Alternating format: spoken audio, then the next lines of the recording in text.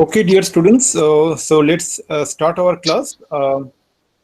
Today we will be continuing whatever we have discussed yesterday. Before I formally start, just want to you know that all of you are able to hear my voice very clearly. Yes. Okay, all right. So if you notice in our last class, so we discussed about the properties. We started discussing about the properties of inequalities. So we will continue this in today's class, and also we'll learn some important stuff today. So this is the property set 2. If you notice that what it says, I hear some little bit of background noise. So Mohor, I think from you, if you Okay. can little bit mute yourself, it is fine. And when you speak, you can unmute. Yes, yes, So if A1, A2, A3 up to AN and B1, B2, B3 up to BN be two real number sets. So one set is A1, A2, A3 up to AN, and the other one is a B1, B2, B3 up to BN be two real number sets, so that AI is greater than BI for I equal to 1, 2, 3 up to N. That means A1 is greater than B1, A2 is greater than B2, A3 is greater than B3, and so on. Then obviously, what we are going to get, A1 plus A2 plus A3 up to AN should be greater than B1 plus B2 plus B3 up to BN. Obvious, no, dear students? That means symbolic representation is that summation of AI from I equal to 1 to N is equal to summation of BI is greater than summation of BI from I equal to 1 to N. Okay, and in the similar manner, if you make a product of this thing, A1, A2, A3 up to AN should be greater than B1, B2, B3 up to BN.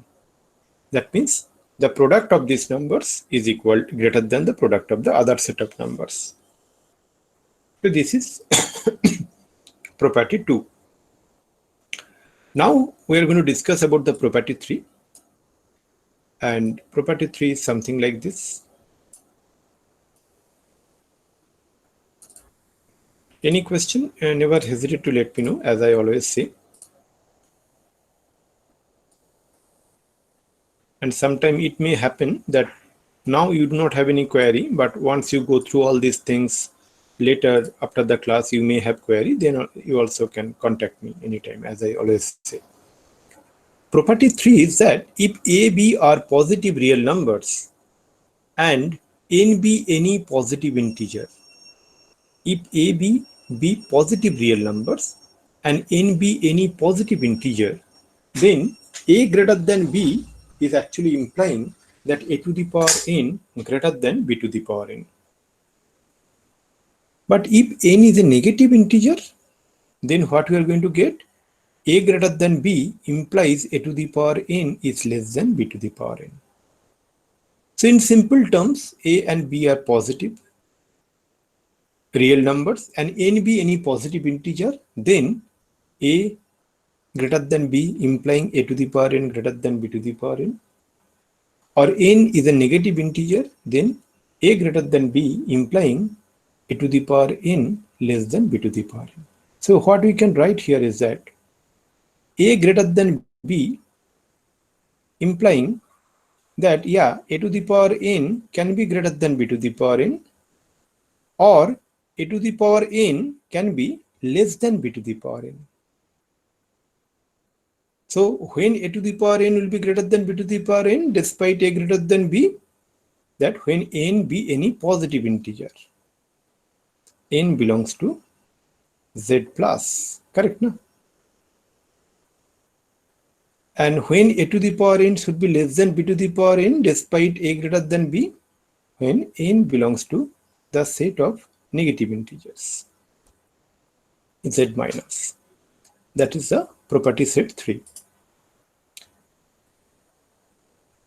And all these things, when I say about these properties, you can always, take an representative example and observe it that, how it is true.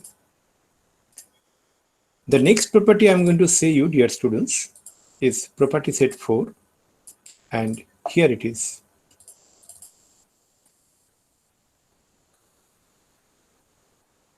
So property set 4 tells that if A, B be real numbers, then A square plus B square is always greater than equal to 0. Obviously, if A and B are real number, A square is a positive real number, despite A is positive or negative. And B square is also positive real number, despite B is positive or negative. So A square plus B square must be greater than equal to 0.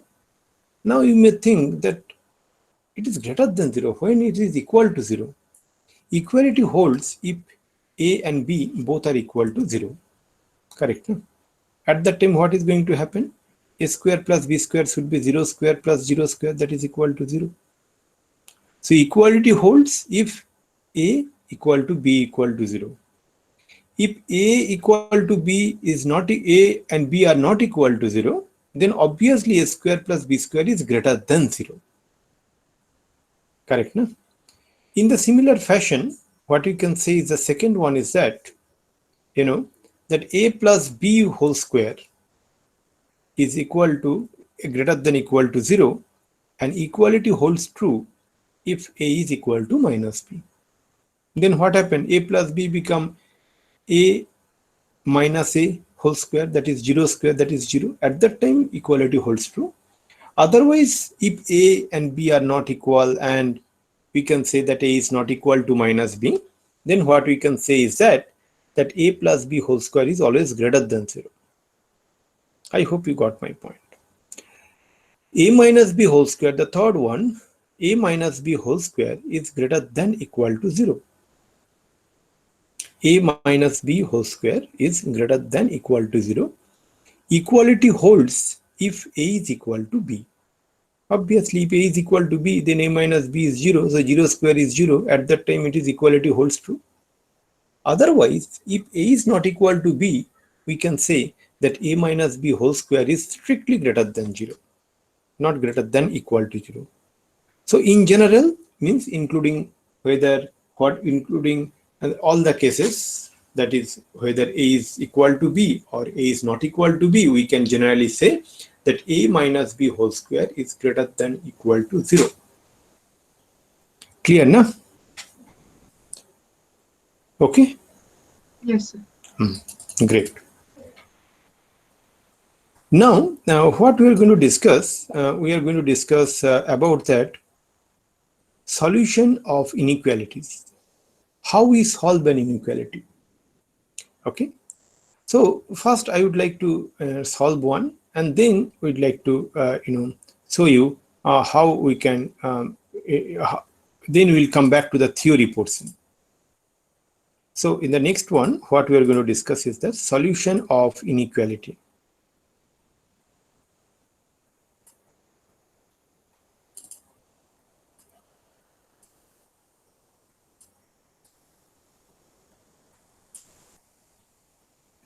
So in solution of inequality, generally what we do, students, is that first an inequation has to be given. Let us consider an inequation that 2 into 3x minus 1 by 4 is greater than equal to 5 into x plus 2 by 7, for example. So this is an inequation. So what is our task? Our task is to find the values of x. Our task is to find the values of x for which this inequality holds true. And that we are going to achieve. So as I said a minute back, let us first solve it. And then we'll come back to the theory. In theory is not a very big deal, by the way, dear students. All of you know. What you need to do first here? First thing what comes to our mind is that we can multiply both sides of the inequality by 7. Na? And as 7 is a positive number, then inequality sign will not change, inequality remains same. So if we multiply by 7, both sides, so what we'll get? 14 into, I made a small, while giving the question, instead of 2, I can give it here 5, so that otherwise you know, it doesn't looks good. 2 by 4 is actually 1 by 2. So what we are going to do is that we are multiplying both sides of the inequality by 7. Then what we are going to get? 14 into 3x minus 1 divided by 5 is greater than equal to 7 by 7 will get cancelled. So 5 into x plus 2. So from where we applied one of the properties, right? And one property was that if we multiply both sides of an inequality by a positive quantity, then inequality sign remains the same, means greater than equal to will remain greater than equal to. In the next step, dear students, we are multiplying both sides by 5. Then what we are going to get?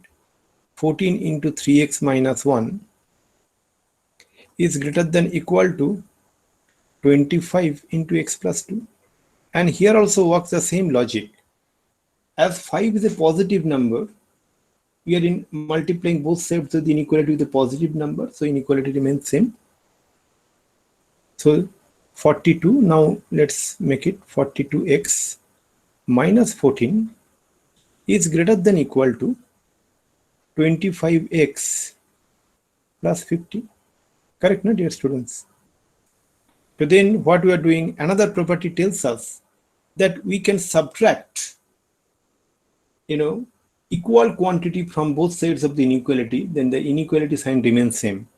So if we subtract minus 25, then what we are going to get?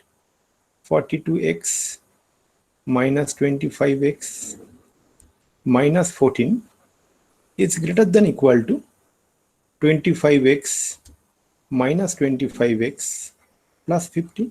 Correct, na, dear students? So this implies 42 minus 25 is 17. 17x minus 14 is greater than equal to 50. Correct, no, dear students? Now, why we add both sides or why we subtract both sides by 25x? Because our target is to, bring x in one side. So then again, we are using another property. We are adding both sides of the inequality by 14. Then what we are going to get? 17x minus 14 plus 14 is greater than equal to 50 plus 14. As we know, if we add both sides of the inequality by a positive any quantity, the inequality remains same. That greater than equal to will be greater than equal to. So left hand side we get 17x greater than equal to, it is 64. So from here, what we are going to do is that from here, again we are using another property. We are dividing both sides of an inequality by a positive quantity called 17. So inequality will remain the same. So 64 by 17. Correct, not dear students? So what we get out of this, that we found a solution set that any real number which is greater than equal to 64 by 17 is a solution to the given inequality. And you have seen, dear students, that in a few of the questions in the DPP that I told that, okay, the questions was that, you need to make it into the number line or graph. So if you make 64 by 17, what it comes? It comes 3.76 like that. Correct or not? So the representation in the graph is something like this. Okay, as it is a number line. Okay, so consider this as a number line, and midpoint is 0. Then it is 1, 2, 3, 4, and so on, goes up to infinite. And here it is -1, -2, -3, -4, and goes in here to up to minus infinite. That is a number line. So what we get? It is 64 by 7 greater than equal to. So 64 by 7 is 3.76, and it will be something like here. Let me use a different color. So that point will be somewhere like this here, na? if you notice. So what will be our solution set? Our solution set should be all these values till infinite. We will show you that later today itself, is that how we can represent in the interval form, how we can represent in the set notation form, all these things we will see. But the concept says that if we need to represent in the graph, it is nothing but a straight line which is starting from 64 by 17. And we'll see later the significance of having an interval like this or an interval like this. We'll see all this significance today itself. Okay, so we'll see the significance, and then you can approach the graph problem much more, in a proper manner. So, in the solution of the inequality, what you observed is that by leveraging the different properties of these inequalities, whatever we have learned so far, we need to make left-hand side x and right-hand side some real number. And then we find the solution. Or it can be that unknown x is between two real numbers. That also possible. So what is the underlying theory then? The underlying theory goes like this. Is that, let me first pull the notes and then I'll explain you, dear students.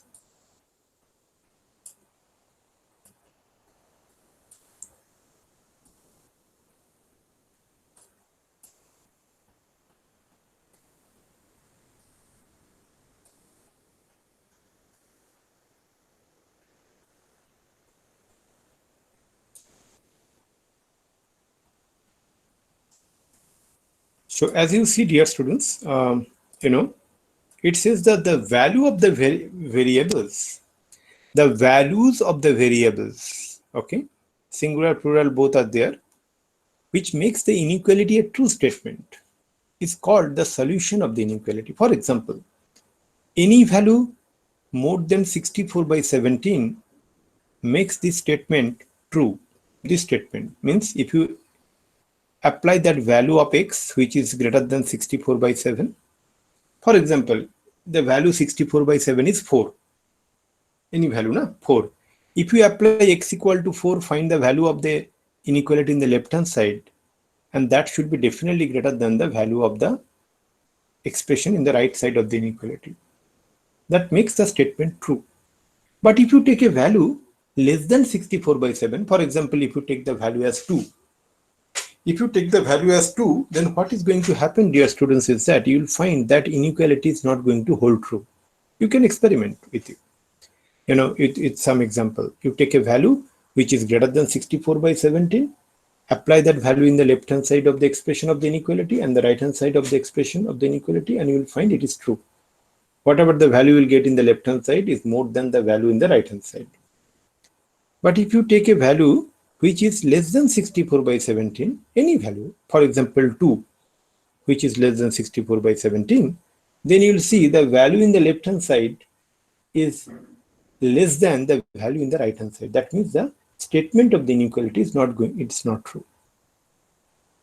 So the value and values by which we can find the solution, the values of the variables which makes the inequality a true statement is called the solution to the inequality. For example, solution to the inequality x minus 3 greater than equal to 0, x minus 3 greater than equal to 0, if you look into this, are all real values of positive real numbers except 0, 3, the open interval. That means all positive real numbers, other than the real numbers exist in the open interval 0, 3. What is open interval, closed interval? That we'll discuss today after some time. Then you'll come back to again this point and you'll understand. But in simple term, open interval 0, 3 means is that any real numbers between 0 and 3, excluding 0 and 3. That is called open interval. What is the closed interval says? Closed interval says that, open interval is described like this. This is open interval. This is open interval, And if you see this one, this is closed interval.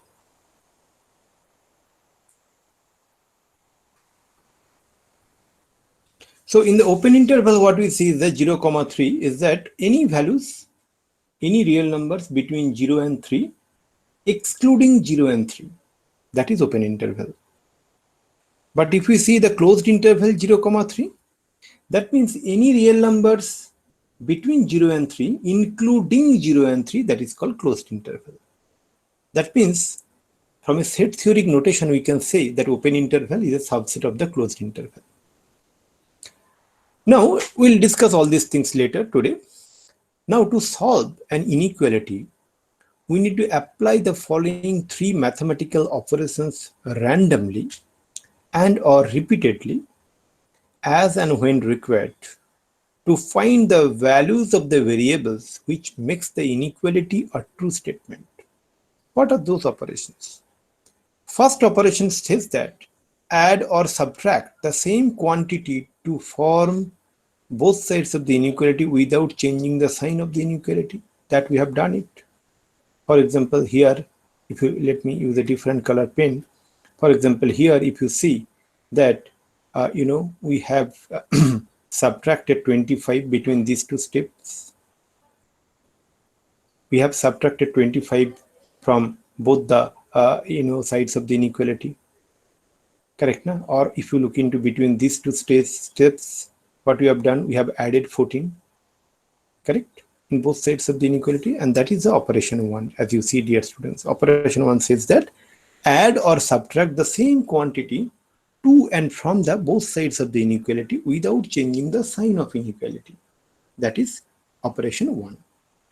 Then comes to operation 2, is that multiply or divide both sides of the inequality by the same positive quantity without changing the sign of the inequality. And that's also we have done. Let me give an example. Here, what we have done, we have multiplied both sides between these two steps, dear students. We have multiplied both sides of the inequality by 7. Correct, na? Here also we have multiplied between these two steps. We have multiplied both sides of the inequality by 5, positive quantity. Okay, and that is the operation 2. Multiply, now let's come to the operation 3.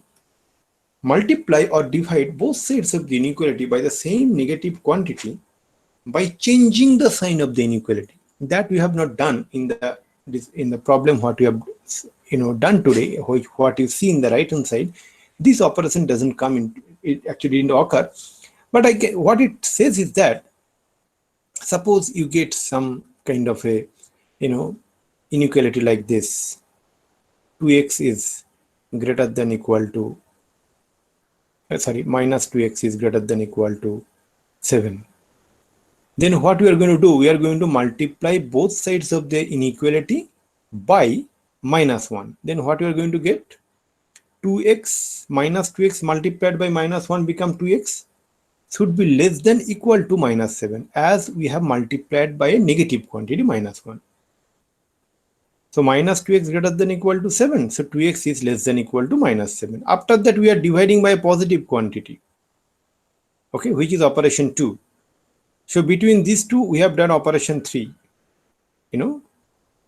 multiplied by a negative quantity. Between these two, we are doing a operation 2, divide by a positive quantity. So that is x is less than equal to minus 7 by 2. Yes, Mohor, anything to say? No, sir. No, sir. Great. Fine. Fine, perfect. Absolutely. No issue. Any question you can ask. You do not have, that is fine. So now the point is that what we get, this is the operation 3. So what is the objective? Objective is that by leveraging these operations randomly, repeatedly, so that finally we'll achieve x is in the left hand side and right hand side is a number, or x is in between two numbers. That is our purpose to solve the inequality. Correct? I hope it is clear, dear students. Yes, Correct. Okay. Now what we are going to discuss, we are going to discuss a topic called intervals. Okay. And those intervals, understanding of intervals is extremely important, and it is a very symbolic way of representation of the solution of an inequality. And also, we can make a one-to-one correspondence with the set theoric notation. Okay, so let's see what is an interval. Okay, and our next discussion will take another 5 minutes or so to understand about intervals.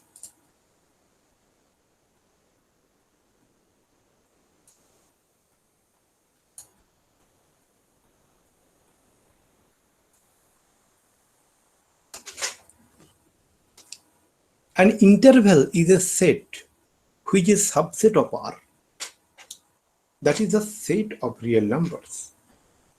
So anyone asks you, or you are discussing with anyone, hey, I have an interval. That means what? In a very abstract term, you can say that you have a set, and that set is a subset of the real numbers. Now, how we can represent a real number set? Real number set, the best way you can express by means of a number line. Suppose this is your number line. Okay, this is your number line. How is a number line represented? You know, it is a long straight line. Midpoint is 0. Right hand side is equally spaced. 1, 2, 3. And in the right hand side, it goes up to plus infinite. In the left hand side, exactly equally spaced. -1, -2, -3. And then it goes to minus infinite. That is what is a, geometrical representation of a real number set. Now, what we are discussing now, we are discussing an interval. So what is an interval? Interval is a part of this, line segment, you can say. Na? When you say it is a subset of the real number set, it is a, sorry, it is a part of that, line segment. It is the entire line, so we'll take different line segment. And dear students, yesterday after the class, I sent you some, my YouTube video lectures on sets.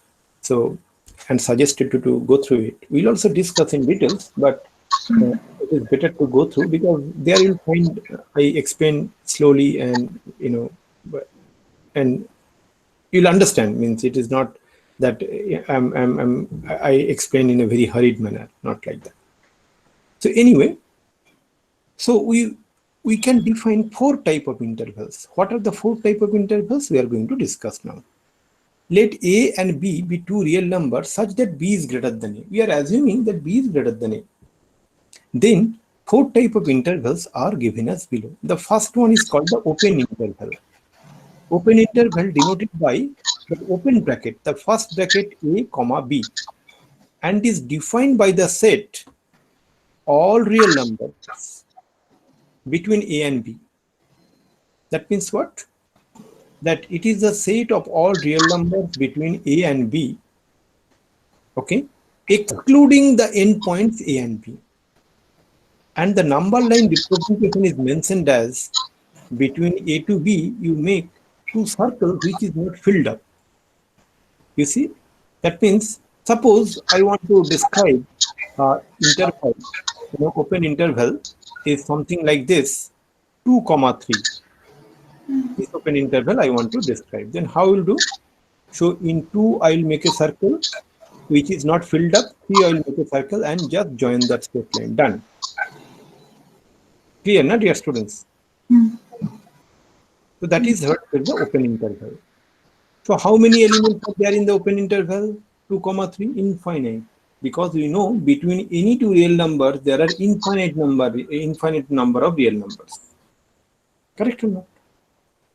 So if you see the line segment, what I showed in blue is actually a subset of the bigger line segment which is in red. And that conforms to the statement at the very beginning, an interval is a set which is a subset of R.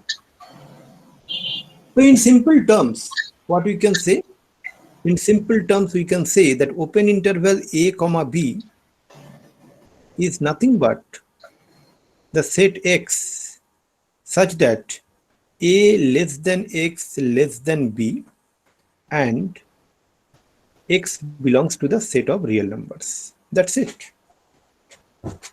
Okay. Clear or not clear? So this is the way we can actually describe the open interval. Our next point, what is coming, dear students, is called the closed interval. What is closed interval?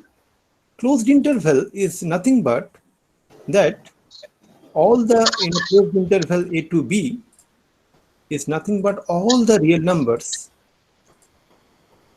between a and b, including a and b. Okay, let me show you here. So closed interval is denoted by the square bracket a comma b is defined as a less than equal to x less than equal to b. Dear students, please note the difference between the open interval and closed interval. In case of open interval, it was a less than x less than b. But in case of closed interval, it is a less than equal to x less than equal to b. That is, the closed interval a comma b contains all the real numbers between a and b, including both the endpoints a and b. And in the number line, how we represent? In the number line, we will represent as a filled up circle. Now you can make a difference. Now, what is the open circle and not filled up circle and filled up circle? Now, if I give you a different color, for example, we want to express, the closed interval 2 comma 3. Closed interval 2 comma 3. So in the same line segment, it's a real number. So let me draw the real number first, number line. So this is infinite. This is minus infinite. This is the midpoint O. Then 1 equally spaced, as you know, dear students. More, what you can do, you can mute yourself. And again, you can actually unmute once you want to speak. No? Yes, sir. Okay, no problem. It happens. Okay. So now this is 4 and so on. It goes up to infinite. Similarly, here it is minus 1, then minus 2, then minus 3, and so on. It goes to minus infinite. So what we are going to describe here, dear students, it is the closed interval 2 comma 3. So in 2, we will have a circle which filled up, and 3, we have a circle which filled up and joined this one. If you see that line segment, which is in purple color, is a geometrical representation of the closed interval 2 comma 3. Now, if you look into the open interval representation of 2 comma 3, which is in the blue color, above that one, this one, what I'm talking about, okay, this one, what you notice is that there the endpoints are actually not filled up circles, and that actually defines it as an open interval. It is a symbolic representation, and when the circle are filled up, then it is a closed interval. That means both the endpoints are included. So from a set theoric notation, what we can express that a comma b as, that is in third bracket, the square bracket also it is known as. So just a minute. So what it is x such that a less than equal to x less than equal to b, and obviously x has to be belongs to the set of real numbers. So notice the difference of a less than x less than b in case of open interval with a less than equal to x less than equal to b in case of a closed interval. So before we proceed further, I can say in the open interval, the endpoints are not included, and in case of closed interval, the endpoints are included. Now, our next point of discussion is that, open closed interval. Open closed interval, it is, let me show you this thing, open closed interval and closed open interval. So that I can show you. Just give me a few seconds so that I can bring that note here in the digital board.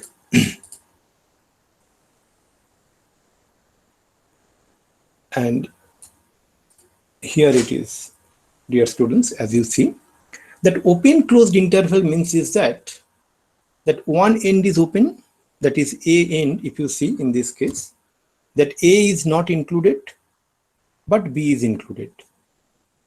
So open closed interval means A is not included, that's why A end is open, but B is included, that is why B end is closed. Closed means square bracket, open means that first bracket, that is a single bracket, what we call this thing. So this implies what? If we go a set theoretic notation, X such that A less than X but less than equal to B and X belongs to R. Correct, my dear students? Similarly, you have closed open interval. That means the end A is closed and the end B is open. So as if it is quite easy to understand, as we have discussed the previous one, that end of A is a square bracket, but end of B is the first bracket. So it means is that it is X such that A less than equal to X less than B and X belongs to R. Correct, my dear students? Clear, no, dear students? Yes, sir. Okay. So what we see is that whenever you have a set theoretic notation of a solution to the linear equations, you can always express it in terms of a interval form. Correct? So let me give you an example. Let me go back to the previous one. If you see in this particular case, let me use a different color. Look into this particular case. So X greater than equal to 64 by 17. How we can write? That means X belongs to, closed interval 64 by 17 up to infinite. And dear students, always in infinite there is an open interval. Why? Because if you think that there is a closed interval in infinite, that means you have reached infinite. Correct? Now you have including infinite, but can you include infinite? Infinite is a concept. It says that it is something which you cannot reach, but very, very large in one end. Correct or not? That is what that our concept of infinite is. In a very simple term. We can discuss all these things later in big manner when you will discuss limit. But infinite is something what you can think that you cannot reach there, but you understand it is very long away from where I am today.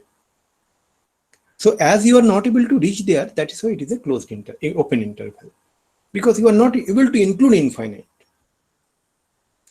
So the same solution set I explained like this thing. Correct, not dear students?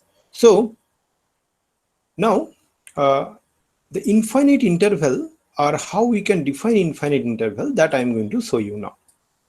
That how we are going to express infinite intervals.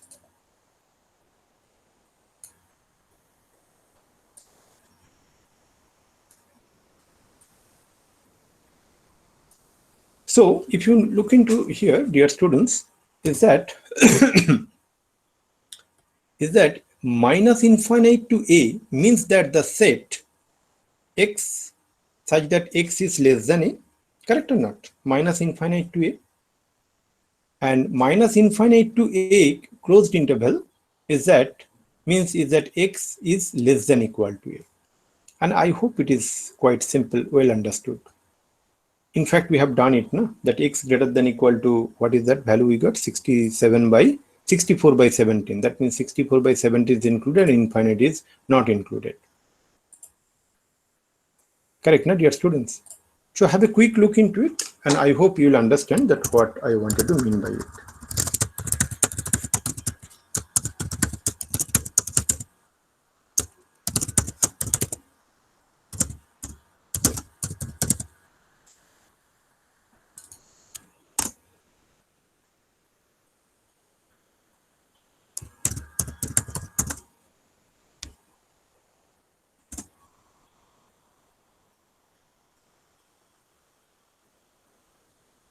So, now what you have noticed that in the few DPPs we have done with you have solved it, but how to represent in the number line, correct or not?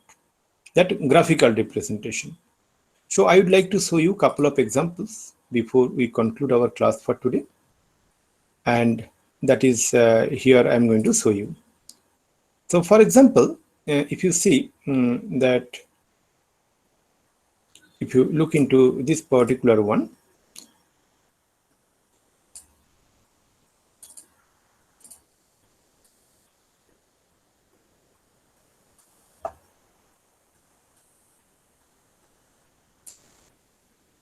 so here the question, if you see in the example 5 as I shown here, solve 7x plus 3 is less than 5x plus 9. So the graph of the solution on number line. So 7x plus 3 is less than 5x plus 9. Then you find after solution x is less than 3. Less than 3. That's why you see, dear students, 3 is actually not a filled up circle. It is a open circle and it goes up to minus infinite.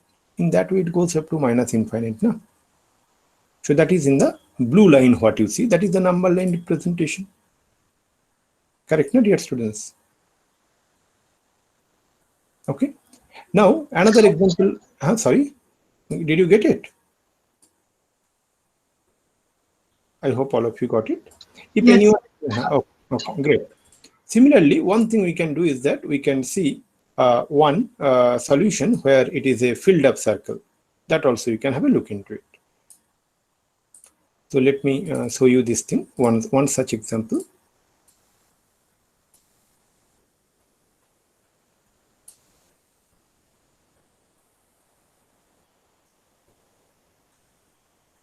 If you see, dear students, so here the inequality is 3x minus 4 by 2 is greater than equal to x plus 1 by 4 minus 1. Now by this time, all of you are very confident to find a solution, right? And as you see, these are the few steps towards the solution. And we can continue like this. The important part is that how we can place into the number line. Now, finally, by means of this solution, dear students, what we get means all these steps, we get that x is greater than equal to 1. That is our solution.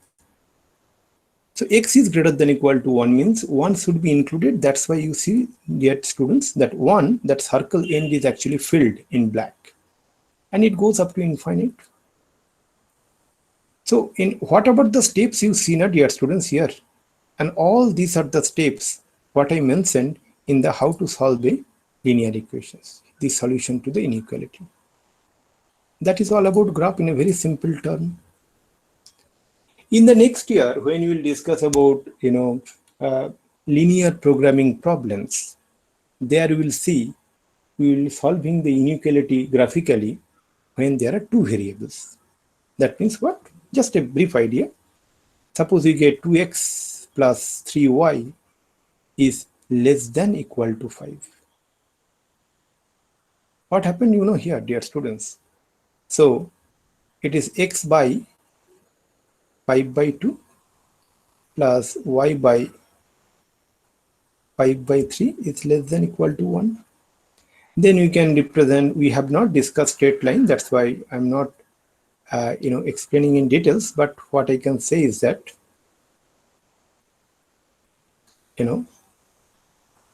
we can draw that straight line, x here, y here, negative direction of x-axis, x dash, negative direction of y-axis, y dash, and suppose and this is a straight line, kind of.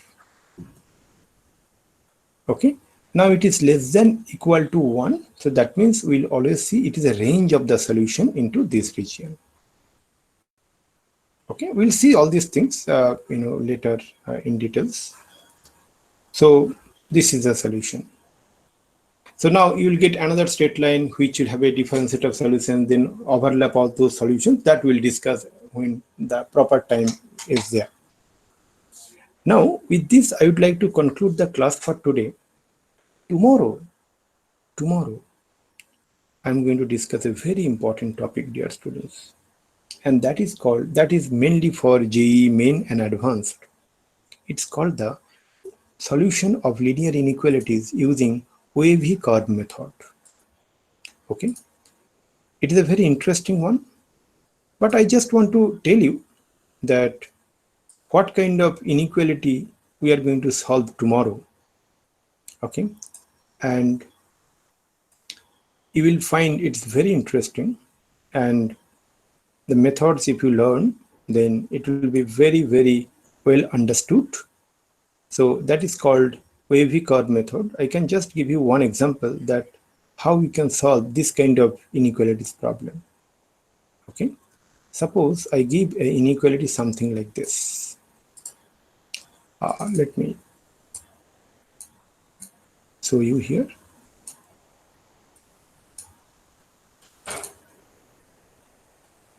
If you look into this inequality, apparently it looks like very difficult. Correct, my dear students? Let the picture come.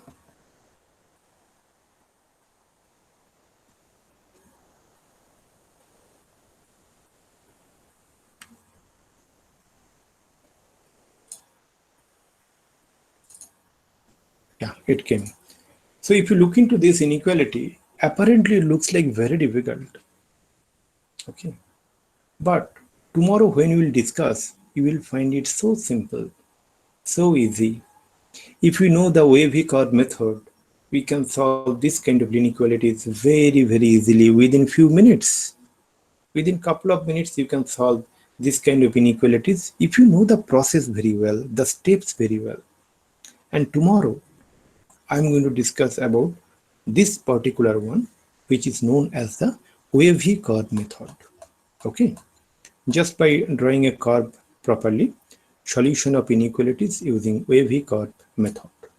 That we are going to discuss tomorrow. And with this note, I would like to conclude the class for today. And I request you to please have a look into my evaluated marks, whatever I have given for the DPPs. And if you need any assistance in understanding any of the solutions, please do let me know. Okay, so with this, I would like to conclude the class for today, unless you have any specific questions or comments for me. Thank you very much, dear students.